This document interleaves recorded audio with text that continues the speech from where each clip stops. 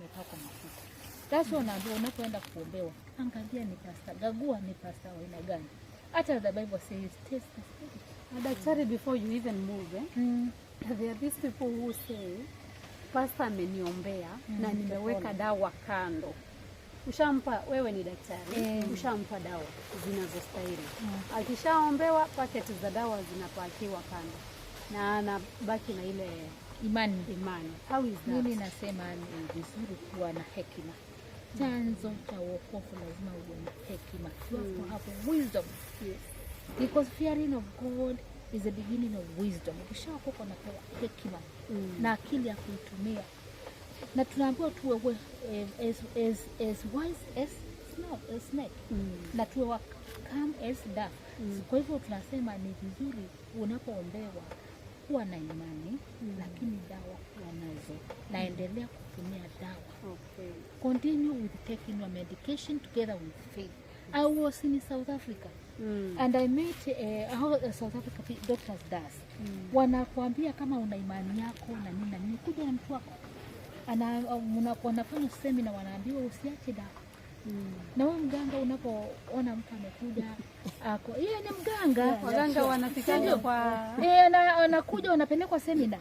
Wanaambiwa hata kama ni kansa iko hivi na hivi na hivi. Na kwa hivyo mtu amekuja amesema amerogwa na mama in law, ama ni jirani amemroga, ama ni mtu wa kazini amemroga, hiyo ni utakuwa umejasi mwestia maisha. Na ugonjwa unakaa kule nyumbani kwa muda.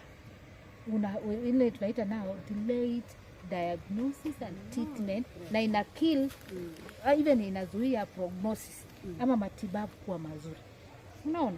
Sasa mimi nasema hata hapa Makueni tungekuwa katika health promotion, one of special things tunaweza fanya kama sasa health promotion specialist, na kama nimesoma hii masuala ya community and development kwa kina, we mark in all the witch doctors traditional healers, na ni watu tuwalete kwa hall, tuwapatie elimu ya afya, ili tunaleta health literacy level tunaipeleka juu, kwa sababu wanadileisha magonjwa wapi nyumbani. Mtu akija tayari amefika stage 3 na 4.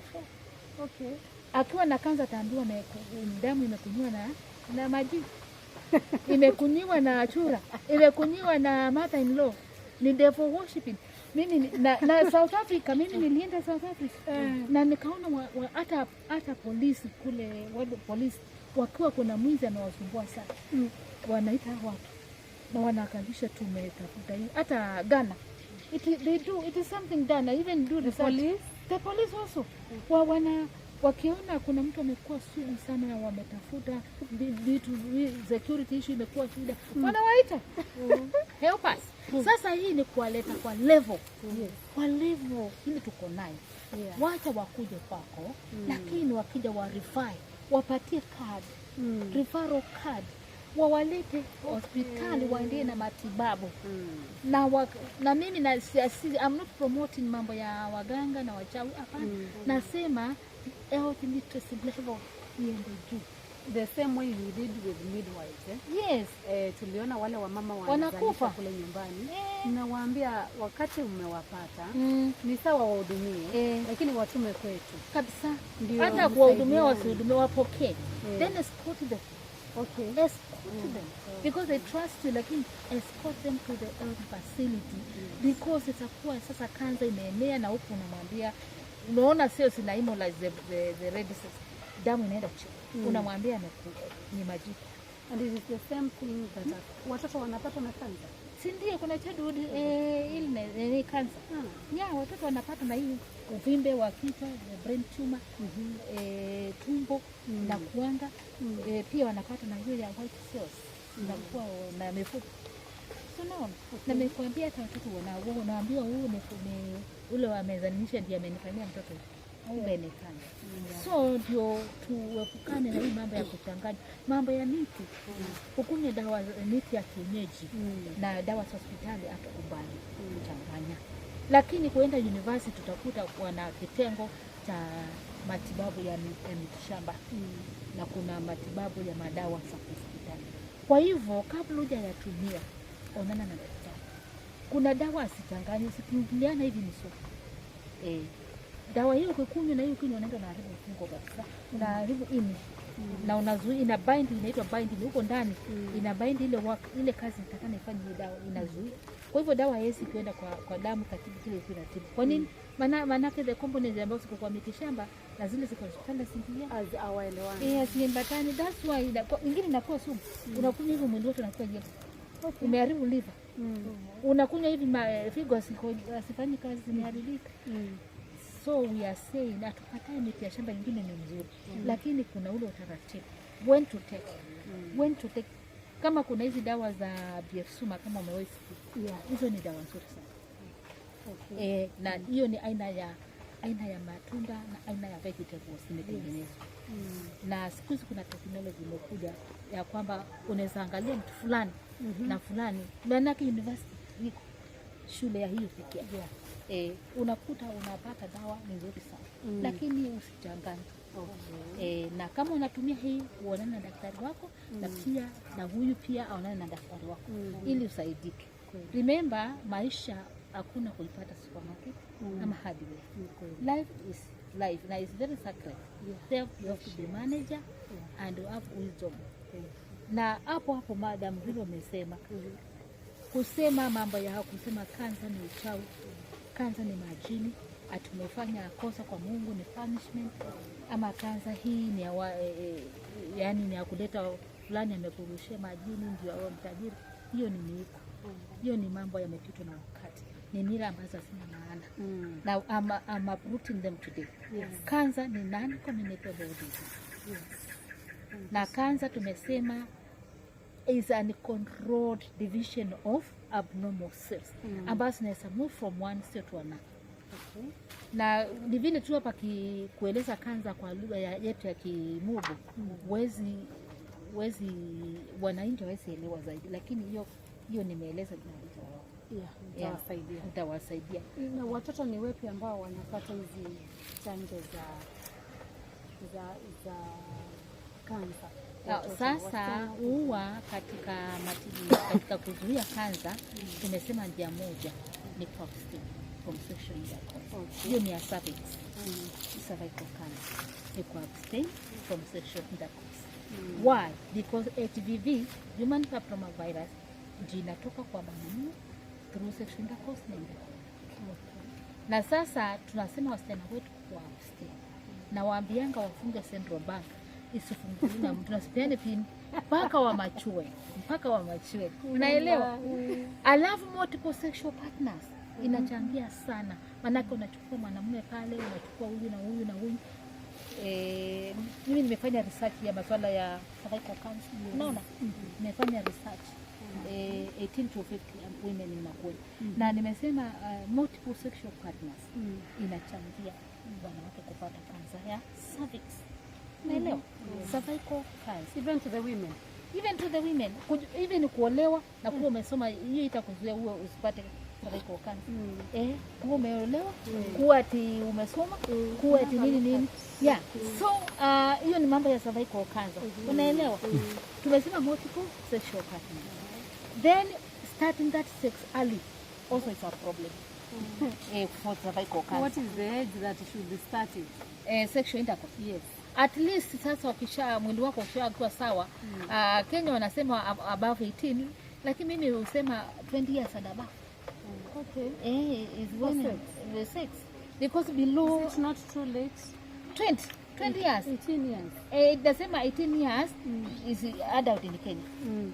Now you are eligible to have sex. Because if you have sex intercourse at 17, you are minor. You are practicing sex intercourse with a minor, and you are eligible to go to court.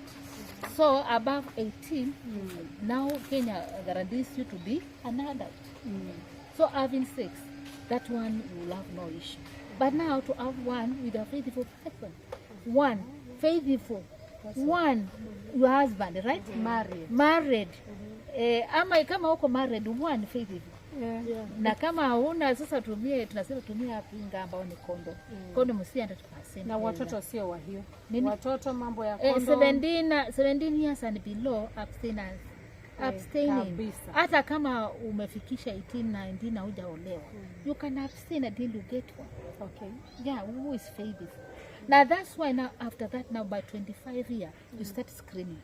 Your service should be, if you expose yourself to sexual intercourse, you are eligible now to do what? To develop cervical cancer, because you never know that man kama alikuwa na human papillomavirus. That's why we are calling women to be checked their cervix as early as possible. By 25th year to be checked. Yeah. Na kama hajaza, hata kama hajaza, sinasema umeshaanza sexual intercourse. Yes, sexual intercourse inamaanishaje? Mwanamume ashaingia hapo ndani. Okay. Ashakuingia mwanamume. Na ashamwaga sperms pale. Ashamanga hata ile maji. Umeshaji of course to sexual intercourse. You are supposed to be screened. That is cervical cancer. Wanaume na hao tunasema waangalie prostate zao. Prostate gland ziangaliwe kupitia ni damu. Kuna damu tunatoa inaitwa pisa, inatolewa hapo. Inaangaliwa kama ziko elevated ama haziko elevated. Kama ni testis, mwanamume anaanguza hiyo testis zake pale chini, anazinguza, angalia siko namna gani. Kama iko imenenepa sana na iko na utungu, imeganda, iko na maji, iko na nini, kuna shida. Ende hospitali, daktari akague zaidi. Kuna nyama inaitwa biopsy, inatolewa, inaanaliziwa, inaangaliwa kama kuna cancer. I mean nasema kama iko na cancer. Na cancer ni mingi, nasema hata ya throat, hata na lungs. Nimesema hivyo, hata brain, hata liver, hata mambo intestines. Ukifika 45 years lazima waangaliwe mikosi za kwa colon yako iko na cancer. Ukipitisha chochote ambayo iko black, hiyo ni damu ni kule ndani.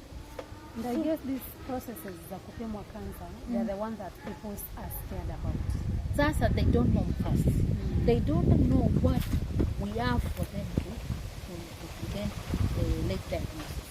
Na hiyo nimesema kama hiyo mambo ya colon. Unaweza kuwa kuna intestinal cancer na ujui. Na unapitisha choo inakaa makaa.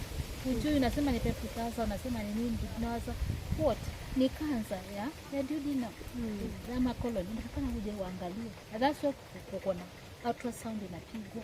Kuna hiyo choo inachukuliwa, inaenda inapimwa. Wanawake wanaume tumesema by 45 waangaliwe prostate yako iko namna gani. Kama ni wa mama tumesema by 25 years umeanza sexual intercourse, unafanya nini? Unaangaliwa cervix. Tumesema hivyo. Matiti pia mwanamke anajipapasa matiti yake yote, anaangaliwa kama kuna uvimbe, kama iko na damu inatoka, kama kuna sauna inatoka, kama iko namna gani. You trying to check? Anaangalia usione haya. Unaenda kwa kioo unajiangalia, ama unalala flat hivi kwa kitanda yako, unaangalia kama kuna mass, kuna uvimbe wowote. Na uvimbe wowote kwa mtoto, hiyo ni kwa kichwa, hiyo ni kwa tumbo, uvimbe wowote kwa mtoto si kitu ya kuchezea. Kuja hospitali waangalie. That's why tunahimiza kliniki kwa mama akiwa mjamzito. Hata kabla hajaanza mimba. Anatangulia kliniki ndio angalie mwili kwa namna gani ndio bebe mimba. Na aendelee na kliniki throughout mpaka mtoto 55 years after kuzaa. Na azalie hospitali na angalie daktari nani anamzalisha. Na kama unaona kuna maswali uko na haki kama mwana Kenya kuitisha second opinion. Maisha utanunua supermarket na utaenda hadi ukienda hospitali ukiona kuna shida yoyote, you are right to say can I get second opinion bila kusita. Maisha ni yangu. Utaenda hata kama watu watasimama waseme nini, maisha ni yako, na ikienda you have right to say can I get second opinion. Na usikizwe. Thank you. Usikizwe. Because you have a right to talk. Ama to express yourself as a Kenyan. You have a right even to be listened. I love now matakwa yako yasikizwe na ujibiwe effectively. Effective communication. Wewe ni mwana Kenya. Kwa hivyo naimiza ukienda hospitali uone kama daktari akufanyii vizuri, una haki ya kusema naweza pata daktari B. Na hakika matakwa yako yatakuwa sawa. Because kuna rights sawa the patient na client. So nilikuwa nasema wamama mkienda kliniki hakikisha kwamba mtoto wako kama ana uvimbe mahali, mwambie daktari. Usisite kukaa nyumbani.